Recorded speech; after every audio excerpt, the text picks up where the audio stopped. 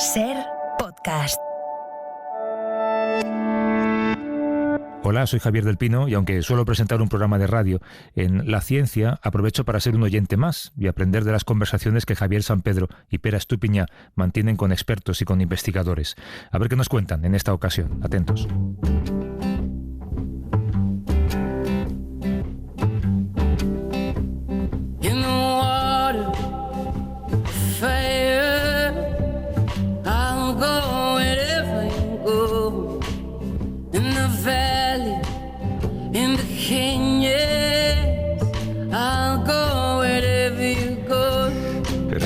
Es químico, es bioquímico, conduce en la 2 El Cazador de Cerebros. Javier Sampedro es doctor en genética y biología molecular, colabora con El País. Pero Javier, ¿cómo estáis? Hola, muy bien, Javier. Espera, ¿cómo estáis? ¿Cómo amanece Buenos Aires? Espera. No amanece todavía. Son las 6:30 de la mañana. Me estás queriendo decir algo, ¿verdad? No, que va, si yo me despierto pronto. Ya. Oye, el lunes empieza en esta parte del mundo, espera, la nueva temporada del Cazador de Cerebros y habéis publicado en redes un fragmento que, visto ahora, va a dar escalofríos. Yo creo. Vamos a escucharlo, si te parece. Es el bruto de la charla que tuviste con el virólogo Luis Enjuanes. Esto lo grabaste el 14 de enero del año pasado, de 2020. Sí. Como sabéis, el virus del SARS recientemente, el 15 de diciembre, ha reemergido una variante en la ciudad de China, Wuhan. Tiene una virulencia intermedia, ha infectado a 59 personas, de ellas 11 han estado en estado crítico y una ha fallecido. Ahora el virus está en evolución. Se ha secuenciado su secuencia completamente y se está trabajando con él. Sí, algo leí, pero no vayamos por aquí, porque cuando se emita el programa ya estará desfasado. Sí, esto es el making of, ¿eh? Esto no va a salir por la tele, yo creo. No vayamos por aquí. Sí. Lo de no vayamos por aquí fue una profecía prácticamente. Sí. Es que bueno, en ese momento, o sea, enero de 2020, nosotros estábamos haciendo un programa sobre virus y tal, y Luis Enjuanes dijo, oye, pues acaba de salir un virus nuevo, derivado del SARS. Y dices, bueno, ya, pero cuando se emita el programa esto ya no será noticia. No, pero ahí fue, yo no sé si olfato químico o olfato periodístico, lo de decir, no vamos a malgastar minutos de conversación porque esto no me va a servir, ¿no? En fin. Oye, estaba viendo hace 4 días las tendencias en Twitter en Argentina. Son, número 1, cierren todo. Número 2, abran todo. Número 3, frenemos la segunda ola. Número 4, no nos van a encerrar otra vez.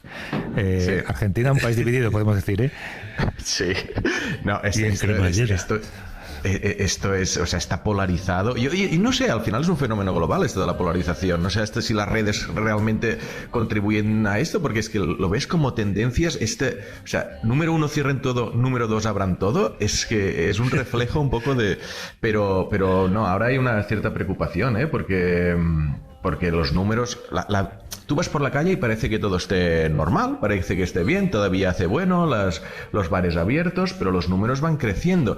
Y a diferencia del año pasado, que pues, el gobierno fue muy estricto cerrando todo lo que se tenía que cerrar, pues ahora yo creo que por esta resistencia de un sector de la población que está muy desgastado, pues no se atreven a cerrar, y las medidas que implantaron esta semana, fijaros, era prohibir reuniones de más de 20 personas y cerrar los bares, restaurantes a las 12 de la noche. O sea que dicen, hombre, muy drásticas no son. Tú publicabas, Javier, bueno, también a raíz de un creo que lo publicaba Kiko Llaneras, ¿no? Este estudio, digamos, matemático sobre los riesgos de que te pase algo con la vacuna de AstraZeneca, de que tengas un trombo con la vacuna de AstraZeneca, y esos riesgos, estos son puros datos matemáticos. En el grupo de edad, por ejemplo, de 60 a 69 años, el riesgo de un trombo raro a causa de la vacuna es de 0,5 en 100.000, mientras que el riesgo de ingreso en la UCI por COVID en ese mismo grupo es de 1.500 en 100.000. Es decir, hay 3.000 veces más de posibilidades de que ingreses en la UCI a que te dan un trombo si te pones la vacuna, ¿no? Sí, pues el riesgo de la vacuna es muy bajo en cualquier franja de edad, pero como el riesgo de infectarse de COVID con consecuencias graves va creciendo con cada década de edad, ¿no? Pues claro, pues cuanto más mayor seas, más te interesa ponerte la vacuna de AstraZeneca. O no sé si decir, aunque sea la de AstraZeneca, la de Astracan, la he oído llamar por ahí. La de Astracan. Pues es la de así, Astracan. El corrector del móvil suele resolver estas cosas bastante bien. Y claro, pues cuanto mayor seas, más te interesa ponértela. O sea, más ventajas, más beneficios tienes en comparación con los riesgos, que son muy bajos. De ahí que los límites superiores de edad, ¿no? Que si no me equivoco, creo que estamos ahora hasta desde 60 a 69 para poner la vacuna de AstraZeneca, ¿no? Pues el límite superior no tiene sentido. Eso habría, como la prioridad es vacunar a los vulnerables, pues queda todavía gente mayor de 80 por vacunar. Y después de eso vienen los de 70, pues lo lógico sería ir poniendo AstraZeneca o dependiendo de las disponibilidades de vacunas que haya, pues la vacuna que sea a la población más vulnerable. Estamos viendo que incluso en residencias contagiadas donde entra el virus, la mortalidad ha sido cero. O sea, son unos datos muy esperanzadores. Por no decir que demuestran totalmente la utilidad de la vacuna. Alguien dice en Twitter, anular una cita para vacunarse porque no quieres sufrir un trombo es un poco como dejar el trabajo porque ayer compraste un boleto del Euromillón. Pues sí, está muy bien visto, sí. Además hay la cifra de 1 en 100.000, ¿no? Que es como una media de edad para los trombos con AstraZeneca. Es justo la probabilidad de que te toque el gordo de la lotería, 1 en 100.000. Sí, es verdad. Oye, hay un número de teléfono en el que intentamos, que guardamos unos minutos al final siempre que podemos para escuchar llamadas o preguntas de los oyentes que os quieran hacer. Es el 638-855-349 para cualquier opinión a Javier y a Pera, no a mí, que yo no la tengo. Es un número de WhatsApp, así que si quieren pueden dejar un mensaje o enviar una nota de audio. Que hay un documental, por cierto, en Netflix del que querías hablar, ¿no, Pera? Ah, bueno, sí, lo comentamos esta semana, el de Seaspiracy, bueno, es un reportero que empieza a investigar todo el tema de los plásticos en el océano, de cómo impacta el cambio climático, y empieza a darse cuenta que el verdadero problema de los océanos no es tanto el cambio climático o los plásticos, sino la pesca industrial discriminada, las conspiraciones o sea, que es como si fuera la selva, y te das cuenta un poco de cómo a veces el cambio climático esconde otros problemas graves del impacto humano directo en la naturaleza, ¿no? O sea, los elefantes en África no están amenazados por el cambio climático, sino por la caza furtiva. El Amazonas está amenazado por Bolsonaro y sus políticas de deforestación. O sea, y este documental de alguna forma es más difícil. Hay muchos científicos investigando el cambio climático y no tanto el impacto de la pesca, porque no es algo científico a investigar, pero que se nos escapa un poco cuando también evaluamos el impacto del humano en el planeta. No sé, me hizo pensar simplemente. También el cambio climático depende de Bolsonaro y del resto de nosotros, ¿no? Sí. O sea, que son efectos humanos en cualquier caso. En parte de esto también queríamos hablar, o vamos a hablar, porque la pérdida de biodiversidad es uno de los mayores problemas del planeta ahora mismo, pero hay animales e insectos que son muy complicados de rastrear. Por ejemplo, cómo saber cuántas especies de mariposas hay volando por el mundo, o si hay más o menos que hace 50 años. Es difícil catalogar esto. Roger Vila es investigador en el Instituto de Biología Evolutiva del CSIC y después de 15 años de trabajo, su equipo ha elaborado un atlas genético que secuencia todas las especies de mariposas de Europa. ¿Cómo estás, Roger? Buenos días. Creo que es una gran base de datos con información genética de más de 22.000 ejemplares. Exactamente, y de 459 especies, es decir que sí, hemos trabajado bastante a lo largo de estos 15 años. No son pocas. Explica para qué nos va a servir, Roger. Bueno, en primer lugar, claro, tendríamos que explicar un poco el concepto de biodiversidad, que siempre pensamos que es la diversidad de la vida en el planeta, ¿no?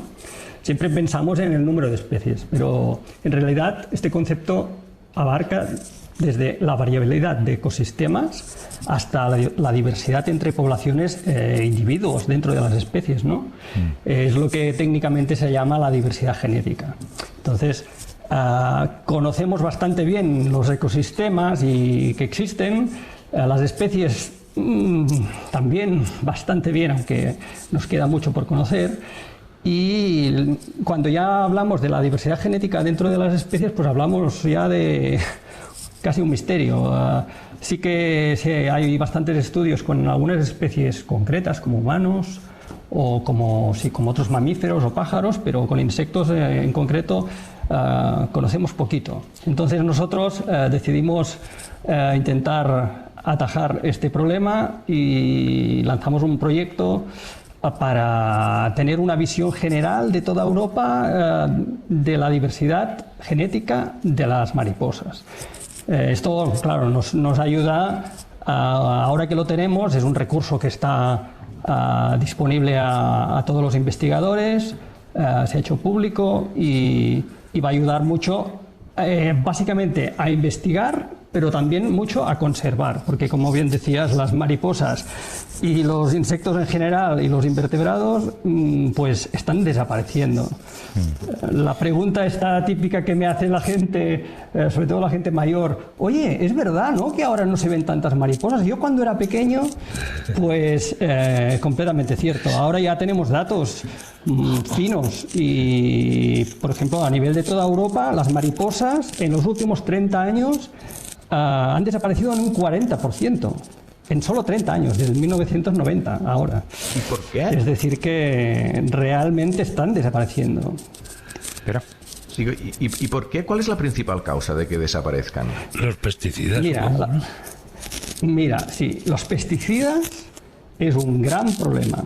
Estos días he estado en los secanos de Lérida y os quiero transmitir la tristeza de estar en un campo florido y no ver mariposas, pero no ver casi ninguna mariposa, alguna que pasa volando, que dispersa, pero no hay vida, es un desierto biológico, y es por los pesticidas de los frutales, por ejemplo. Es un gran problema. No es el único problema, que quede claro. En general, si no vamos hacia un modelo de agricultura sostenible y ecológica, las mariposas y los insectos no tienen futuro, es así. Bueno, el único futuro que tendrían sería en parques naturales muy restringidos, que estén completamente aislados. Entonces sí, en esos pequeños parques temáticos las veríamos, ¿no? Excepto algunas especies muy generalistas. Siempre quedarán algunas especies que dispersan mucho, que son muy generalistas, pero claro, iríamos a un mundo globalizado de muy poca diversidad. Igual que con la cultura, ¿no? Sí, siempre que habláis de esta pérdida de biodiversidad de especies que aparentemente son insignificantes, o dices, bueno, tampoco son tan importantes, dices, no, es que tienen funciones clave en toda la cadena ecológica, o sea, si los insectos desaparecen en masa, ¿qué ocurre? Mira, las mariposas tienen 3 grandes funciones en los ecosistemas, no una, no 3. Por un lado, son polinizadores de las flores, muy importante para la reproducción de las plantas. En segundo lugar, son el alimento de los insectívoros. Cada mariposa pone un promedio de 100 huevos, por ejemplo, ¿no? Y de esos 100 hijos, pues de promedio van a sobrevivir 2 para mantener las poblaciones. Es decir, todo el resto se lo comen pues otros insectos, pájaros, pequeños mamíferos, como murciélagos, es decir, reptiles, anfibios, que viven de esta biodiversidad.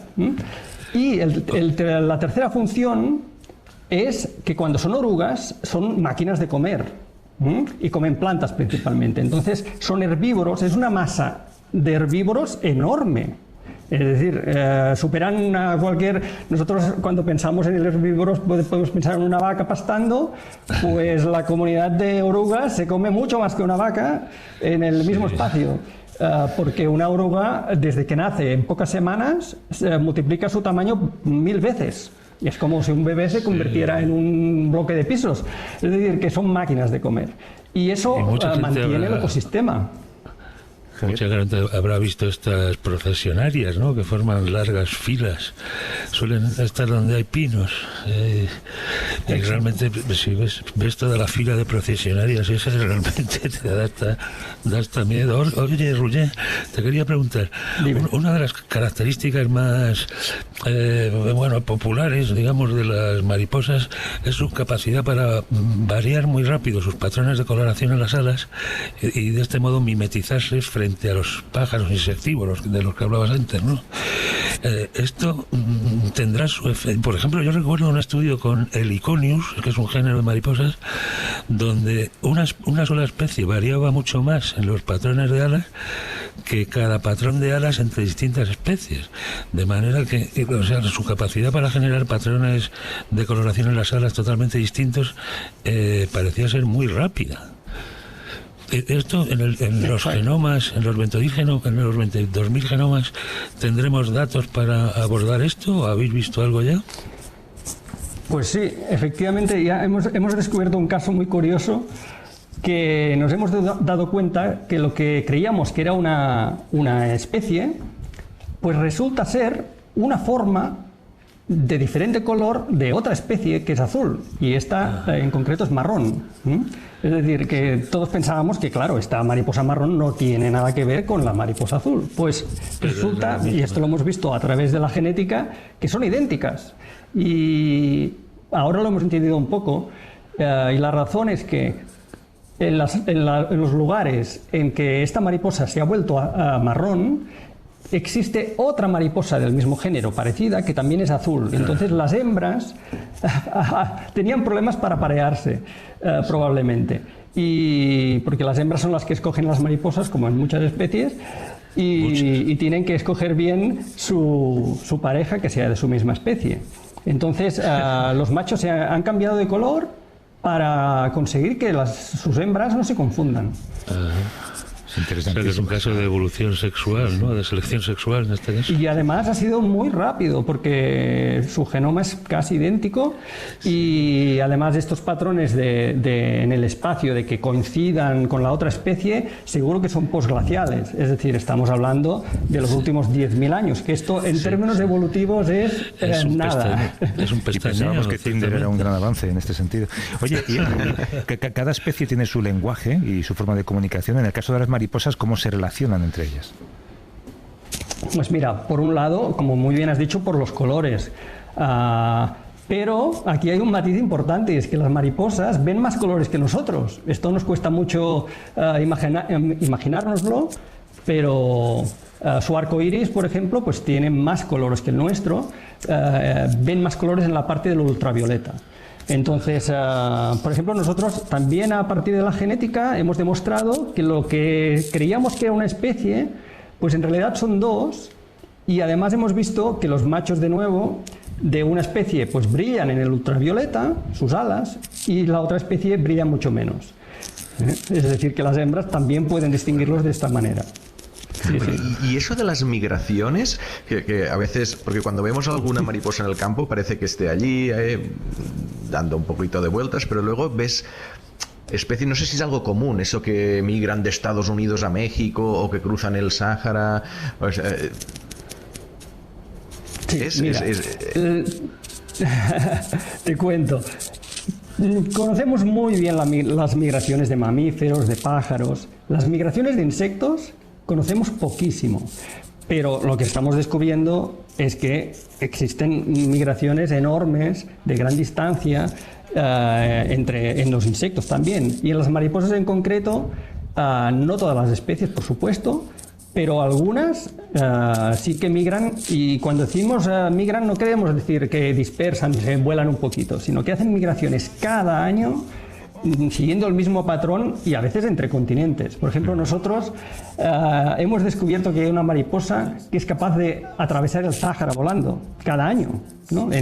A final de verano desaparece de Europa. Es la mariposa cardera, es muy común. Se llama cardera porque sus orugas comen principalmente cardos. Entonces desaparece de Europa porque no sobrevive el invierno aquí en Europa, excepto en la costa sur de Almería o de acuerdo. Y nosotros pensábamos que volaba hasta el norte de África, el Magreb, pero entonces nosotros descubrimos que son capaces de atravesar el Sáhara volando un solo ejemplar en pocos días. Claro, estas mariposas hacen lo que hacen algunos pájaros, pero son un poco la excepción porque son capaces de acabar volando, imagínate, desde Escandinavia, atraviesan toda Europa, incluidas cadenas montañosas, los Alpes, el Mediterráneo, luego atraviesan el Sáhara y llegan a la sabana tropical entre los leones. Y ahí ya crean otra generación. Roger Vila, que es, nos han dicho que es el hombre que más sabe de mariposas de España, investigador en el Instituto de Biología Evolutiva del CSIC, y 15 años le ha llevado a él y a su equipo este atlas genético que secuencia todas las especies de mariposas de Europa. Roger, gracias por la conversación. Un abrazo. Encantado. Hasta luego. Y como siempre el tiempo se nos va. Hay que recordar, Pera, Cazador de Cerebros, mañana es en mañana lunes a las en Telecinco, 8, ¿no? ¿Cómo? No, Telecinco. Sí. ¿A qué hora es? Sí. ¿Lo sabes? A las 8 de la tarde en la 2. Suscríbete a La Ciencia. Todos los episodios y contenidos adicionales en la app de Cadena SER y en nuestros canales de Apple Podcast, Spotify, iVoox, Google Podcast y YouTube. Escúchanos en directo en la SER los domingos a las 10 de la mañana. Cadena SER. La radio.